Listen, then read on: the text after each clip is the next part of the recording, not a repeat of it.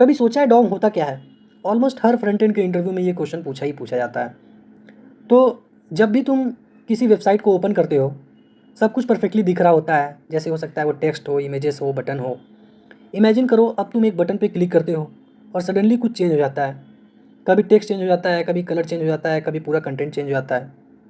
पर असली सवाल ये है कि ये सब चेंज कर कौन रहा है? यहाँ पे एंट्री होती है हमारी डॉम की।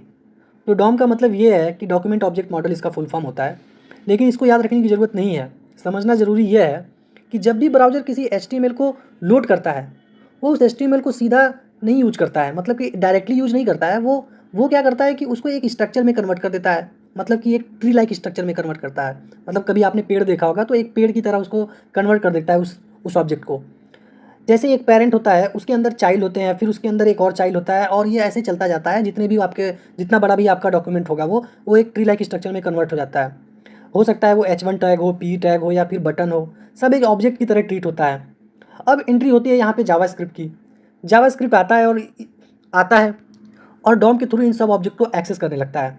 मतलब जावास्क्रिप्ट डायरेक्टली HTML को यूज नहीं करता है, बल्कि डॉम को कंट्रोल करता है। इसी वजह से हम किसी टेक्स्ट को चेंज कर सकते हैं, किसी बटन पे क्लिक होने पर कुछ भी उसे हम करा सकते हैं, इवन पूरा डायनेमिकली हम अपडेट भी कर सकते हैं। इन सिंपल वर्ड्स अगर हम समझे तो इसका मतलब यह है, HTML सिर्फ एक स्ट्रक्चर है, लेकिन डॉम उस स्ट्रक्चर का लाइव वर्जन होता है, जिसे जावास्क्रिप्ट कंट्रोल कर सकता है। तो अगली बार अगर तुम जब भी कोई वेबसाइट ओपन करते हो, तो ये समझ जाना पीछे डॉम का एक जादू चल रहा है जो सारी चीज़ों को कंट्रोल कर रहा है। तो यही है डॉम। जैसे कोई भी वेबसाइट हम ओपन करते हैं, तो ऐसे बैकग्राउंड में डॉम हमारा काम करता है।